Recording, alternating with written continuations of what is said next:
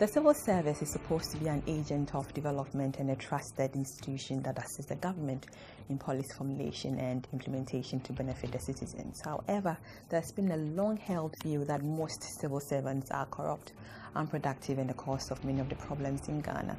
This is a view which many civil servants deny. How do we now separate fact from perceptions? My guest for tonight is Kwesi Agyekum-Dwamena, Head of Civil Service of Ghana, and you're watching The Hard Truth. My name is Kwesi Agyekum-Dwamena Samuels, and we are proudly brought to you by Murphy Homes, Dawa Industrial City, and Paul's Fitness Gym.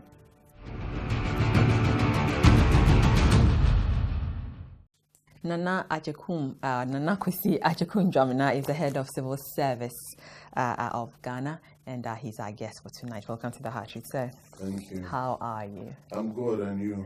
I'm well. Well. But I have a little complaint, Nana. Good. It's been so long. You know, we've invited you on the show, and you just agreed to come. Why is that? Well, today is the day that the Lord has made it possible for me to come, so that's it. Good, anyway, but it's great to have you, sir. Right, but the civil service role is to assist the government in the formulation and implementation of government policies for the development of the country. Let me ask you, has the civil service improved, government performance over the years? The civil service goes back to colonial times. And if every government says that they performed,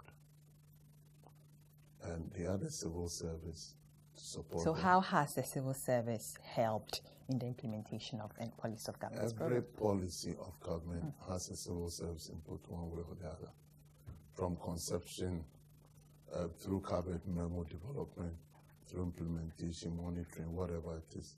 Civil service plays a role in all of these. So how has that helped? Do you think they've done better over the years? Or, I mean, when you're comparing, as you said, some 10, 15, 20 years back to now, I mean, what would you say? Do you think there's been massive improvement? You cannot divorce the state of the civil service from the state of the nation in general. Right. So that's the way I look at it. So if we think Ghana has developed, then the civil service has also In the developed. words of Dr. Kwesi Agyekum-Dwamena, Senior Research Fellow at the Institute of Democratic Governance, he said that the state institutions have become weak and so unprofessional and so ineffective too. He named the civil service as one of such institutions. So has the civil service lost its character as an effective institution? Would you say that? I don't know what. You see, maybe let's start from the beginning. I'm listening. It's a conceptual thing. Yeah. What do we mean by the civil service? Because I think that's very important. I've heard a lot of people say things, and when you ask for examples, the institutions that they mention are non-civil service institutions. I think our Constitution 1992, the 93 Constitution, clearly defines what public services, I think Article 190. It lists all the organizations. Of course, the civil service first, but there are about 14 or so. And it goes on to say that any other creation that the Parliament may from time to time. So educate us, which institutions fall under? I mean, so when we talk of that's what I mean. So when we talk of the civil service, I'll start with those that do not fall under civil service. So police is not part of civil service. The GRA is not civil service. Ghana Education Service is not part of civil service. Health service is not part of civil service. Electricity company, water company, all of them are not part of the civil service. When you talk of civil service, really we're dealing with first the ministries, all the ministries headquarters, they are civil service. And then about 38 organizations, their head offices constitute civil service. So, for instance, FIDA Roof's head office is part of the civil service. But the regional office and district offices of FIDA routes are not civil service. Why is that? It's a matter of law. The law clearly defines where originally it was part of the civil service, but with time we've had that's what I call the balkanization of the civil service. So all these organizations, like all the district assemblies, they are not part. There is a law, a Local Government Service Act, which was amended late 2016. So you have the Local Governance Act, and that creates the local government service and other bodies. So, for instance, if you have a problem, you go to AMA. You are not going to a civil service organization. If you go to KMA, you are not going to a civil service organization. I see, but so with this in mind, let's look at the productivity of the service. You know, it has been questioned by many Ghanaians. I remember President Akufo-Addo last year may re-echoed the sentiments of the general public when it, indicated dissatisfaction with poor working attitude of the civil servants.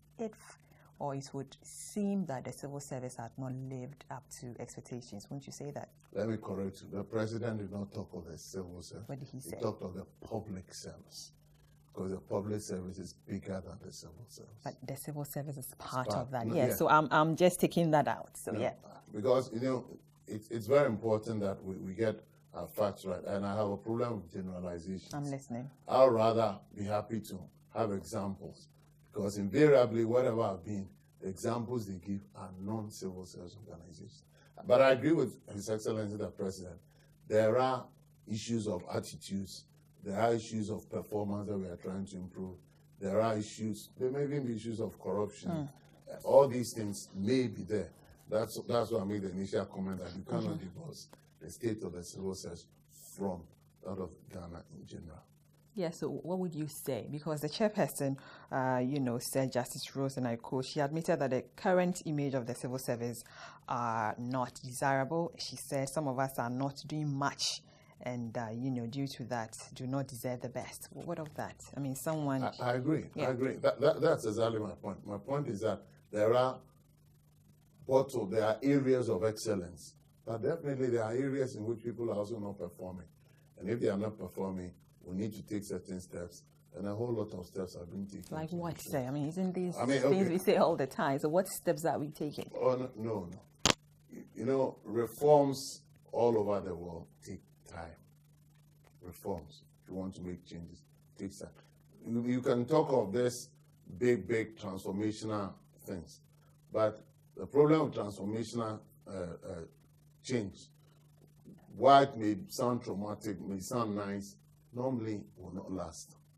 I'm a believer in this progressive development. One of the key things that I remember when I came to office was to improve performance management. And one of the things that we've done in the last 3 years or so, and even with the coming in of the new government, has been very supportive, is the signing of performance agreements by chief directors. It is one major initiative. In the past, for instance, I became equivalent of a director. I was a chief management analyst when I was about 40 years. And in those days, I would have stayed in the civil service till 60. There was no assessment, nothing was done. But we changed that, and now we have a system where all directors, all chief directors are being assessed. And that has gradually begun a process whereby it's cascading. And in the agreements that we signed, we've introduced a whole lot of new things. And gradually, I believe that give us another 2-3 years, we'll see a lot of changes. I see, but the Minister of Employment and Labour Relations, Mr. Ignatius Bafewa, has indicated that government is, considering ways of linking productivity to the salaries of all public and civil servants. Do you think that this, will solve the problems of low productivity? The issue of linking productivity to performance is something that is critical, and it is imperative that we do that. But we believe sincerely that the best place to start from is getting a performance management regime which is robust enough, which will sanction and which will reward. And that is why we have started on this path of this performance agreement thing. Indeed, the committee that the Honorable Minister set up, the Office of the Head of Civil Service, is represented on that committee. And we are also working together fair wages. I'm a strong believer in that concept. It is necessary, not only civil servants, but all public servants. There must be a way of linking our productivity to our salary. So that would deal with the problems of low productivity. Hopefully, Lee Kuan Yew said something. He said, when you pay peanuts, you bring monkeys to town. And former President Kufuor also make the point that the state is pretending to pay public workers, and the public workers are also pretending to work. This clearly means all of us agree that there is something wrong. And if there's something wrong, all of us must take part in the process of change.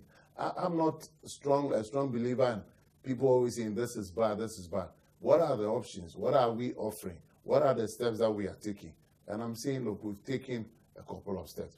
For instance, we have, in this year's agreement. But would you say it's so slow? Do you think the steps you've taken or the outcome is so slow and it's not evident enough for all of us to see it? I will agree that it will, you know, the point is, when you say it's slow, what are you looking at? If you are looking at, for instance, that you want to go to AMA and you see a change, that is not my responsibility. So I can't respond. Let's talk about your responsibilities. No. The ministries, yes. We're talking about, yes. Yes. So when you're talking about ministries, what do? It's policy formulation, it's monitoring, it's evaluation. And I see in the past, all these initiatives that the government started with, they started as manifestos. Yep. You get a manifesto, it's translated into policy. Who wrote those policies? Who developed the cabinet memos? By the rules, civil servants are there. So whatever changes we are making, we see in Ghana, civil service is part of that process. But I think we can do better. You see, I think we need a critical mass of people. And that is what we are trying to build at OECS and through the civil service in general. We want to get a critical mass of people who will be committed to not just doing their work, but are really interested in ensuring that Ghana develops. This is the only country that we have, and hey, there's no way anybody, no matter what kind of help you get, the people of Ghana, we are the only people who, and I believe that the civil service needs to take a critical role, and that is what we have started. Let me go a bit back, if you wouldn't mind. Way back, 1995, I was then head of civil service reforms. I was in management services. In those days, you wouldn't believe it, we did not have simple things like vision statement, mission statement, and stuff like that. Not just in the civil service, but across the public service. When we started going around saying that every organization must have a vision statement, must have a mission statement, objectives must be set, we move on to getting a new performance appraisal regime. That is how all these organizations started moving in that direction. And so I'm convinced that if we are able to push the civil sector further, by virtue of our superintending responsibilities, we will be able to affect other sectors of the public service. Let's look at institutional capacity and competence of staff. Many believe that, you don't employ the right staff for the job. So how might this be true? I don't get what you mean. We don't. Do you recruit the right people for the jobs? I mean, we recruit our current recruitment system. Let's start from the bottom. We go through a 3-stage process. The first stage for graduate entry is that you write an aptitude test, very competitive one. After that, you do an assessment center kind of thing, where there's a combination of group work. We do something more closer to psychometric tests and all that. That is the second stage. After that, the third stage is that you go to a rigorous interview before you have. I see, but really, in 2016, civil service, annual performance report, one of the challenges, that affected the implementation of the program was the mismatch between the type of courses and academic programs pursued in relation to individuals, with the jobs they undertook. Doesn't this raise questions on the recruitment schedule and process of the civil service? No. You're talking of two different I'm listening. things. Recruitment is one. Training is another. And I'll be happy. I know that you are asking the questions, but I'll be happy if we go through the process of completing one answer before we jump to the other.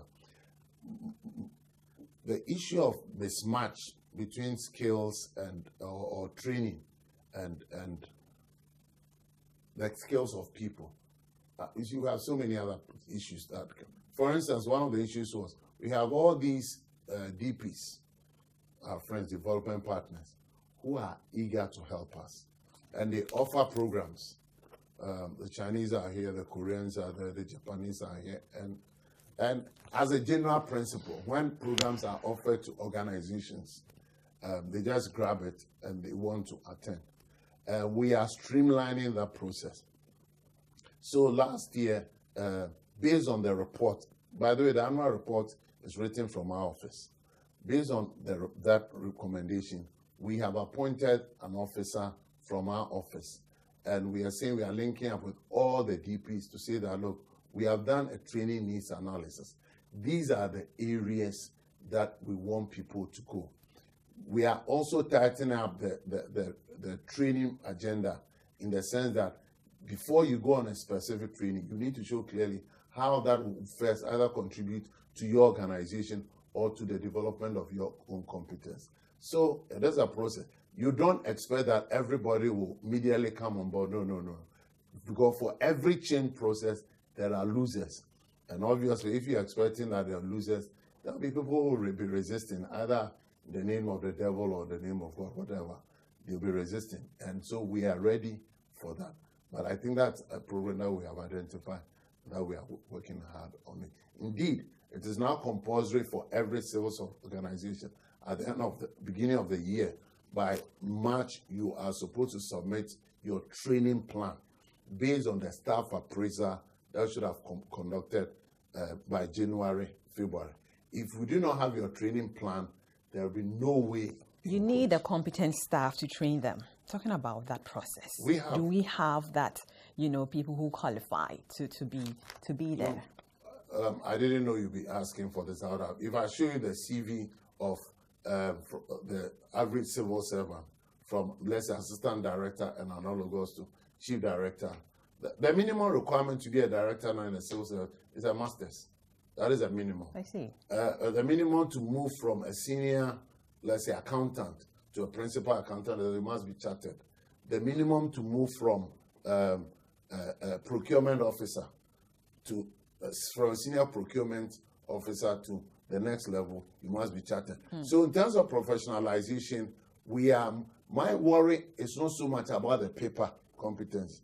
I'll tell you, I'm not worried about the paper. What I'm worried about is the attitude. And that is what we are focusing on.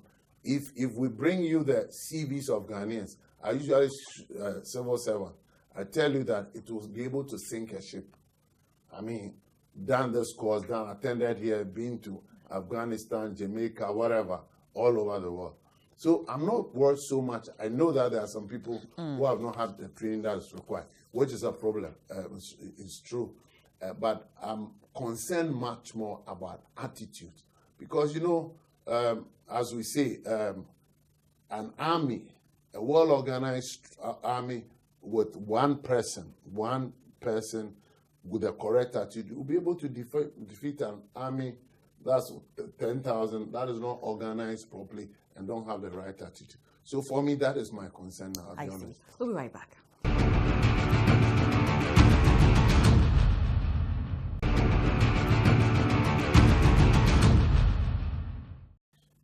Welcome back to The Hard Truth, and we are proudly brought to you by Murphy Homes, our industrial city and Pulse Fitness Gym. Nana Kwesi Agyekum-Dwamena is the head of Civil Service of Ghana. Welcome back to The Hard Truth. Thank you. So the civil service is expected to exhibit high professional standards in their line of work as we speak. Is that a reality on the ground? I won't say exactly. We have areas where people are not being as professional as we would have expected. Because the 2016 African Integrity Indicator report ranked Ghana Civil Service as an institution that lacks integrity, which you are part of. Yes. Exactly. So isn't it worrying, considering the fact that integrity is one of the core values of every civil service or public service? I think it's worrying. It's not just only integrity. You are looking at issues of professionalism. You are looking at, for sales in particular, anonymity. You are also looking at not being partial in the way we do this. So it's worrying. But an abysmal 38%, that was the score. It's public service. That's very important. Because I'm talking to you, I'm singling you out. Yeah, but you can't, there are by the Constitution, there are at least 15 or 16 organizations. But you're part of it. So if you're talking of 38, so it's all of you. I hear you. But isn't that abysmal? I mean, yeah, it is not you good. falling under that. Yes. I agree with you that. And then ETV cited weaker, legal frameworks and all of that. What do you say? Yeah, legal frameworks for some of the organizations. You see, every organization is set up by law. You know, we have our civil service law, but beyond that, there are other legislations that we operate. You have the public financial management, you have the procurement law, you have all these laws that impinge on the way we perform. I don't think, if you ask me honestly, I don't think the problem really is just about weak system. It's more about enforcement. And it's because all of us, hypocritical as we are, always want to be the good guys. I remember a couple of years ago, that's long, staff appraiser, just honorary staff appraiser in my organization. And I was very strict with that. And one of my staff came to me and said, Nana, you are taking this thing too seriously. All the other directors, they don't take it too seriously. You just go, they fail, they don't even fail, they say fail and sign off. You see, so the problem is not the legal framework. I think the problem is enforcement. I like the leadership that our president is providing us in terms of some of the basic things. We should not be late for meetings. We need to start somewhere. Even these small things contribute in a way. I mean, for instance, we have a meeting. We are supposed to start 1 hour. Then, if you have a good reason, or you even inform people before, but all of us sit there. 500. If you multiply 1 hour by 500, that's 500 hours. We don't do that calculation, but that's 500 hours lost to a nation. And as our president said, we wonder where we are when we are. So I believe that the legal framework, yes, maybe in some instances need to be tightened, but it's more of attitude. It's our attitude as a people. And all of us, you and I and everybody, what happens in this country? The bad guys are brought up, and the whole community will say, hey, you're a bad guy. I see. You, the person who brought the evil person out to the public, everybody see you're bad. It's the same in the civil service. It's the same in other public service. And so we need, I'm happy that gradually we're working towards getting the right information bill passed, right, and we are preparing the civil service for that. We are also hoping that the Whistleblowers Act and other things will be fully activated, so that all of us, we need as a country, people, to accept that we will not become the Singapores. I remember I went to Kigali with a Nigerian. I'm sorry to say that. When they said, don't bring polythene bag in. This is my brother from Nigeria, had these things in a polythene bag, were from other Commonwealth country, and he was at the airport speaking. So I said, my friend, the people here, they say they don't accept this. Take this thing out so that we can go and stop wasting our time. Enforcement, it is there and there.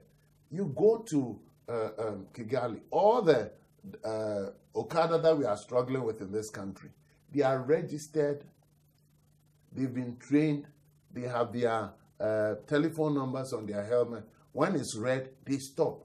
It's informed. It's the same laws. I see. But the annual, Auditor's General Report is replete with, infractions by civil servants who almost and always go unpunished. This brings to the fore the issues of accountability, I would say. To what extent has the civil service been held accountable for their work output and ethics? That's a tough one. It's a tough one in the sense that I think beyond. That's why I like my friend, the new Auditor General, Dan. That we're moving from just people showing up at the Public Accounts Committee and all. We need to move to the issue of surcharging is something that I'm greatly supportive of, because until we do these things, people will just go. So it comes to enforcement. That basically is it. Whether it's Public Accounts Committee, whether it's audit, whatever we find ourselves, as a people, my sister, we need to start and hold all of us accountable. And if somebody is aware now that it's not just that to should be shown on TV, but that you pay for it, people will begin to change, because that's the only language people get it. When you are going to pay for it, it will bring about a change. Why will somebody not chew a gum in Singapore? You may say it's not democratic. You will not chew a gum because you'll be given lashes. They will lash you. You may say whatever it is. But I'm saying, so you go to Singapore and it's a beautiful place. So, as for me, it's one thing. Gradually, we are building a culture of enforcement. We're encouraging our chief directors in particular, and then the directors to begin to enforce and show that the rules are applied. I remember when our president was swearing in the Civil Servants, Civil Service Council last November, he charged the council to, among other things, deal with the scourge of corruption. How successful have you been in combating corruption in the service? What the council has started doing, because all of us are worried about the image of the civil service. If you're like me, you go to every meeting and it's a civil service, even though it may be public service. The first thing the council is doing is that we're going, it's never been done in the history of the Ghana civil service, colonial and post-colonial. We're going from one ministry to all the members of the council. And we are, first of all, preaching this message that this is a new dispensation. This is what the presidency we should do, and we are committed to doing it. We are talking to the ministers. And once that has been sorted out, it means clearly you know that this is what the council is about. The next phase is but we have had a couple of these things coming to us. Once it's gone through the process, the problem why we say there's a general talk that civil servants cannot be sacked or cannot be sanctioned. Isn't that true? It is not true. The problem is we don't document. We live under a democracy, a country, rule of law. Due process is important. And the Constitution clearly says that arbitrary actions are not entertained. If somebody has committed a crime, go through due process. You cannot just get up and say, I don't like this man or this man is drunk. Where is the record? Because when it comes to the Civil Service Council, which is the body that ultimately makes these decisions, we'll ask, where is the evidence? And more often than not, it's because of the same old fear or thinking that, oh, if I write about this, my friend, the people will say I'm a bad person. So when the day of judgment comes, there's no record. So personally, what are you doing to fight corruption in there? We're doing a lot of things. As one of the first things that we've said is we've now written into the performance agreement for chief directors and directors. You have to respond to audit queries, and if you do not respond to that, that goes against you in terms of the assessment. And this year, a couple of chief directors were assessed as unsatisfactory, and the council met just last Friday, and I've been authorized to meet them one-on-one, look at the nature of these things, and then report within, I think, 2 weeks or 3 weeks as to what. That is one side. And for us, that is very. We want to use institutional. We are also working with the highly supportive of the Auditor General in terms of the auditing process. We are encouraging the setting up of the audit committees. Indeed, I was a member of the team that drafted the legislation and all that. And we are vigorously supporting the setting of these audit committees and the the functioning of the audit committees. Because we believe that the thing is about getting the institutions to work.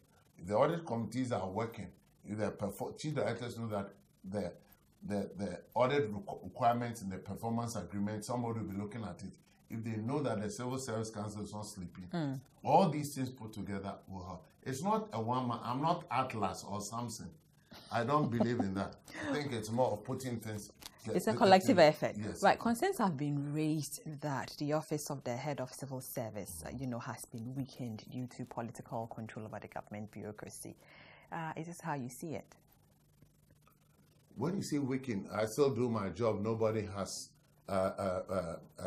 directly or indirectly interfered in my work. Recruitment, postings, promotions, and transfers are, mostly often not influenced one way or the other by, some people. Is that the reality? Let's look at this thing from a very practical thing. The appointing authority of this country is the president. Yeah, that's what the Constitution says. But I will say this for our president. When he came to office, I wrote to seek audience with the chief directors. And for the first time in the life of this country, President Nana Akufo-Addo, within 2 weeks, responded. He met the chief directors on 2 occasions, one for 30 minutes, another 2 hours, 30 minutes. I mean, the president spending 2 hours, 30 minutes. It was clear in mind as what he wanted, the kind of civil service that he wanted.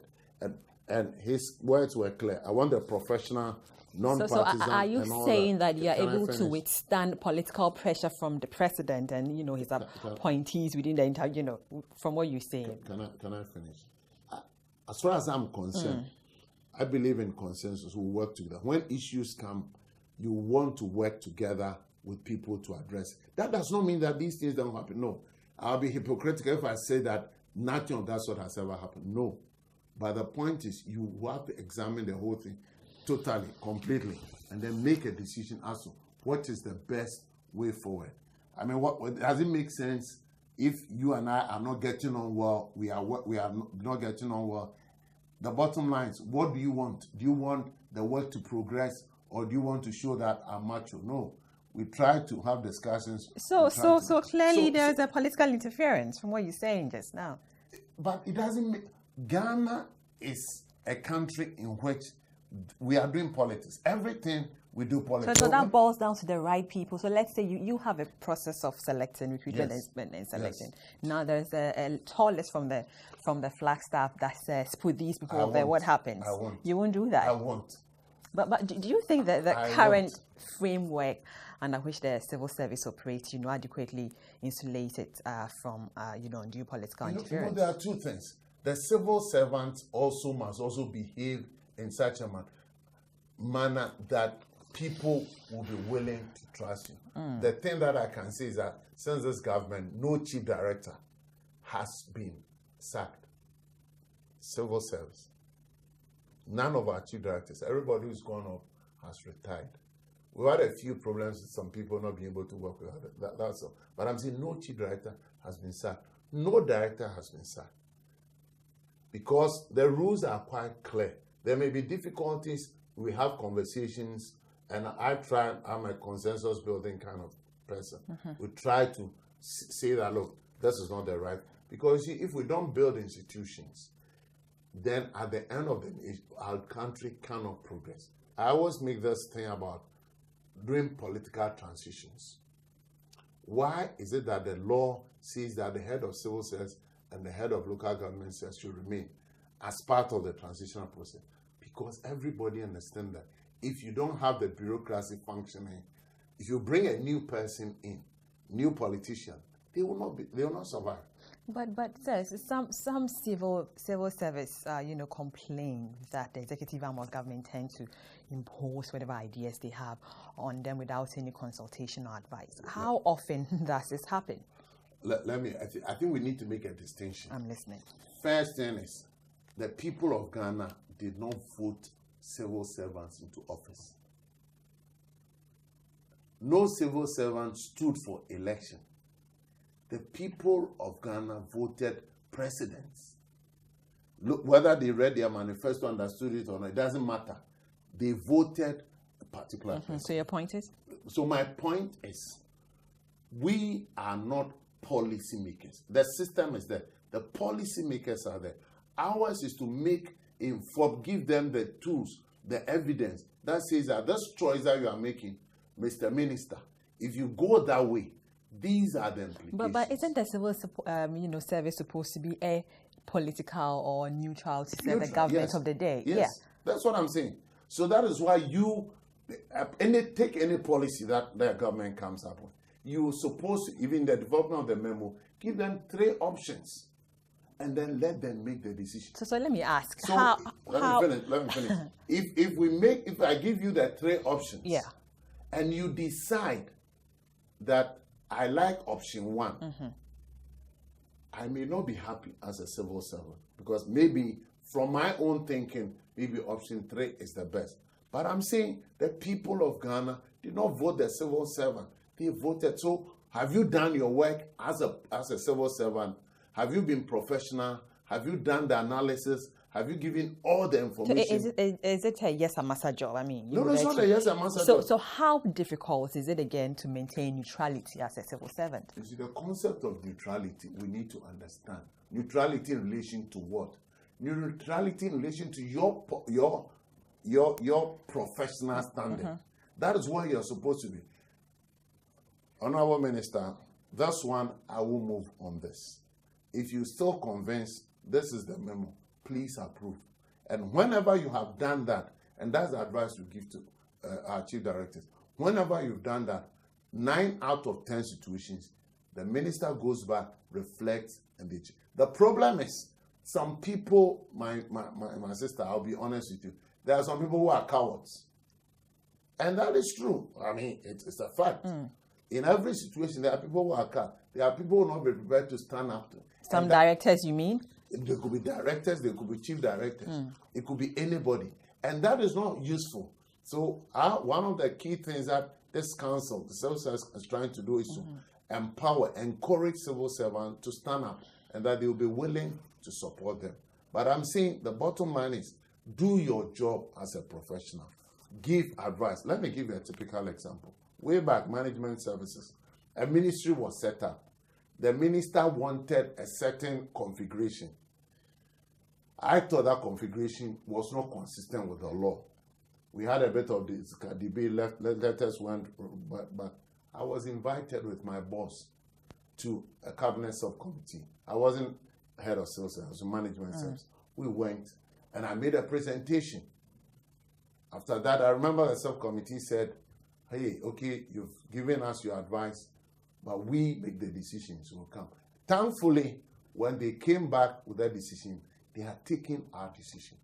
Let's assume I had gone there, 1, not prepared, 2, not professional, did not know my stuff. Who would I be? Useless. Because you need to be able to stand up. And this was a cabinet subcommittee. So are some of the directors and chief directors useless? I mean, they can't stand up. Oh, yeah, there are people who, look, let's be honest, everywhere, you won't get everybody as you want. That is why we are also changing or improving the way we recruit chief directors now. We've introduced a whole lot of new things, and hopefully within the next few years, people will see that we'll have different kinds of chief directors who come into play. People who are professional, people who are strong, people who know their job, and people who think of Ghana. For me, that is the bottom line. It is Ghana first. Good stuff, good stuff. We'll be right back.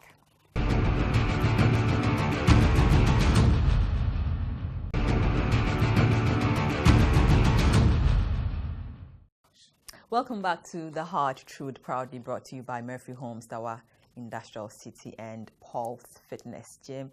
Head of Civil Service, Nana Kwesi Agyekum-Dwamena, is so here, Nana. The civil service is seen as, being excessively bureaucratic. Officers, in the service field, the system is so rigid and cannot, think outside the box. This hampers innovation, I would say. Why is it so difficult to change the old ways of the service? Let me begin by correcting. There's nothing wrong with bureaucracy. Listening. I'm happy to be a bureaucrat, so there's nothing. Bureaucracy is just a system. The real problem I think you are talking is red tapeism, where you deliberately add on and add on and add on to make life difficult for people. So the problem is not the bureaucracy. The problem is the red tape. And that is why, as part of the process to change this, we've tasked the management services department that this year, they should undertake a serious process review of selected organizations. When I say process review, it means the way you do things. Why are you doing this? I remember as a young analyst, I went to one of the organizations. You see, when we did not have computers, we had this extract, salary extract, so that every year, every month, you write your name, this is your salary, this is your social security, and that kind. everything became automated. And I went to an office doing job inspection, and I saw this guy who was doing this. And I said, how long have you been doing this? He said, I've been doing it for 15 years. I said, the last 4 years. I said, but we have automated the system. So the last 4 years, you see, he's undertaking an activity which has no value. He's been paid for the last 4 years, has no value. So the management has been tasked with the responsibility of identifying certain service delivery organizations and doing a process review. Hopefully by the end of the year, we should see a bit more improvement and reduction in the red tape. The other thing has nothing even to do with red tape. It's just because people, and I'll be blunt with you, I know of there are situations where people want to put weight on the paper, otherwise it will fly. And we're encouraging chief directors that when they see something, they should take the necessary action. I remember the president, advising the new council to tackle excessive, they should look at excessive bureaucracy. But I want to find out, what is the roadmap now? How do we achieve this for the new council? Is there a roadmap? That's what I'm saying. The first step is to do the systems review. And that's what management service has been given responsibility. I think for the first 6 months, they have 6 or 7 organizations that we want to look at seriously. Look at their work processes, look at their system. The second thing that we are doing now is we are telling every ministry now that there are service delivery charters that they have developed, which states what we are going to do and how many days will require and other things. I think just 3 weeks ago, we sent them a new format, which is removing a lot of irrelevant things, make it much more straightforward, and focus on the service. So those are the 2 things that we are doing. You were a member of the previous council. What should we expect to be done differently this time round? The previous council, obviously couldn't effectively tackle the problem. I think the council is a governing body. They will issue policies. I think the key thing really is for us getting both political and administrative support interface. That is where the issue is. The council at best will be going around, will be talking to people when things come up. And I've seen this council a bit more focused, a bit more rigorous. Our chairman, maybe by virtue of being a former Supreme Court judge, will say, look, where is the law? What are we getting out of this? So effectively, even those of us on the council and the OECS and everybody, change has gradually started coming. And our relationship with our ministry is also changing. I have a lot of hope for Ghana. You have indicated that training for officers in the civil service is not being undertaken primarily because of funds. So it's not adequately. Right. Yeah. So you have also proposed the establishment of a central training fund dedicated to the regular and targeted training of officers. How have you tabled this before the government? We are at the last. One thing which is good is that both Parliament is already at the last budget hearing. We tabled this before Parliament. Parliament was okay with that. It appeared in their report. Beyond that, in February, we wrote to Ministry of Finance about the setting up of this central facility. The discussion is ongoing. Honorable Kenneth Furiata is very supportive of the civil service. He believes sincerely that a functioning civil service will play a major role in the developmental agenda. So the discussion is ongoing, and I'm very hopeful that we will receive some. Now, questions have been asked on whether money spent on capacity building actually, impacts on productivity. Are there mechanisms in place to actually measure such training programs significantly to impact the output and productivity of civil servants? We have, very interesting. We're working with University of Oxford since last year. What we are doing now is every training that is undertaken at the Civil Service Training Center, apart from their normal monitoring and evaluation, we've developed a mechanism to assess the impact of that training on service delivery and beyond that. In the past, you can go on training. All that you do is you come for a promotion interview and you just show a certificate that shows that I was at the place. We've moved on over. No, we say for this year, you come with your certificate, all right, But the action plan that you agreed at that place, you will have to tell us what you have really done. And beyond that, if you were not able to achieve, your supervisor is going to be held accountable. So gradually, we're not making a lot of noise about these things, because I believe sincerely we need to do this. And once it starts catching fire, then people will see that change is on its way. So yes, that's the way we believe. One, that the action plans. And for those who go outside, in the past, people just go do masters, do PhD, do whatever it is. The first thing is, once you go out, we expect that you bring an inception report within the first 3 months. And then when you return, you give us a report and show us what you are going to do. We set up a unit now in the Office of the Head of Civil Service to follow this thing up. I expect them to give me a mid-year report in June about what we have received so far. The current government came with a lot of ambitious programs and initiatives, I would say. Many have questioned the viability and sustainability of such programs. As an institution that is ultimately implementing these policies and initiatives, how well resourced are you for this challenge? The civil service is not ultimately an implementing body. It's more of a policy formulation and monitoring and evaluation. The implementing bodies are down there, local government service, police service, and all that. Resources will not necessarily be adequate. It's not different from any other organization. But I believe sincerely that there has been improvement. Last year, for instance, though we will not say there was an increase in resources, the frequency of release was improved. And that makes a lot of difference. And I'm anticipating that this year the same thing is going to happen. But many have, cast doubt on the successful implementation of, some of these initiatives of government. Which of the government initiatives do you think, it's proving to be a tough nut to crack? You see, I think the real problem is lack of patience. It doesn't... Lack of what? Patience. It doesn't make sense. When the president says that there will be one district, one factory, anybody who knows about how to set up a factory, it's not, you just don't get up. You need to have a feasibility plan, you need to do all those basic things to get a viable organization going into place. So if within 1 year, people, for me, I don't expect to see all those factories within 1 year. Yes, so I want to know which of the is a lot. So is it the one, factory? Is it the one that is too hard to crack? No, but there are others that are on the way. I mean, the government has started the free SHS. It's there, it has problems. But like every intervention, these problems will come. But we want to know from you, which one is the most difficult one for you to tackle? I wouldn't know which one is difficult, because you'll be asking me a technical question that I'm not in a position to answer. Each ministry has got responsibility for these things.